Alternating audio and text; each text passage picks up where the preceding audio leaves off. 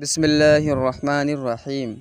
بندہ جب خالق کی رضا میں راضی ہونا سیکھ لیتا ہے، نہ اس کی زندگی کی ہر الجھن خود سلجھ جاتی ہے، اور جب درد آخری حد پر ہو اور انسان صبر کرے، شکر کرے کہ آج جو حالات ہیں اس سے برے بھی ہو سکتے تھے مگر ہوئے نہیں، اسی دن اس کی زندگی بدلنا شروع ہو جاتی ہے۔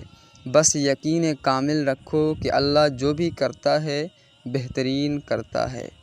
کچھ ٹھوکریں گہری اس لیے ہوتی ہیں تاکہ ہم جان سکیں کہ سب کے بغیر رہ سکتے ہیں، لیکن ہم رب کے بغیر گزارا نہیں کر سکتے۔ نور ایسے ہی نہیں مل جاتا، تنہائیوں میں بھی مومن بننا پڑتا ہے۔